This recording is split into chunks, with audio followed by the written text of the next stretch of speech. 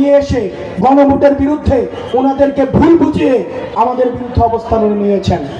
আপনারা দেখেছেন কিছুদিন আগে আহত শহীদ পরিবারের একটা প্রোগ্রাম হয়েছে। এই প্রোগ্রামে কয়েকজন থেকে বক্তব্য নেওয়া হয়েছে, হাসনাত সার্জিস হাজার হাজার কোটি টাকা তারা কামাই করেছে।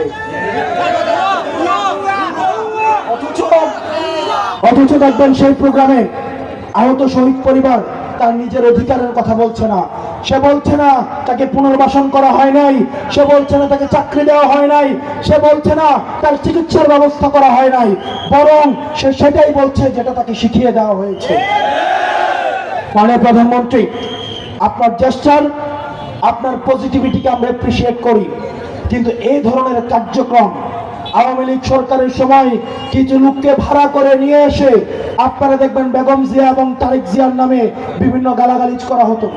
ঠিক একই কায়দায় আপনি যে প্রোগ্রাম আয়োজন করছেন, সেই প্রোগ্রামে উদ্দেশ্যপূর্ণভাবে আমাদেরকে যদি আপনি গালাগালি করান, এগুলো খুবই স্পষ্ট এবং খুবই সুন্দরভাবে এগুলো বোঝা যায় এগুলো স্ক্রিপ্টেড।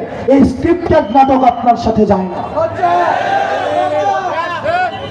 রায়পুরবাসী দীর্ঘ রাত হয়েছে, আমরা চাই আপনাদের সবাইকে সাথে নিয়ে একটা শান্তিপূর্ণ, একটা সমৃদ্ধ বাংলাদেশ গড়তে, যেই বাংলাদেশে তরুণ প্রজন্ম বেকার থাকবে না, মাদকের করার গ্রাস থাকবে না, এবং আমরা সবাই একসাথে সাম্যের সাথে সামাজিক ন্যায় বিচারের সাথে আমরা সুখী সমৃদ্ধভাবে গড়ে উঠবো।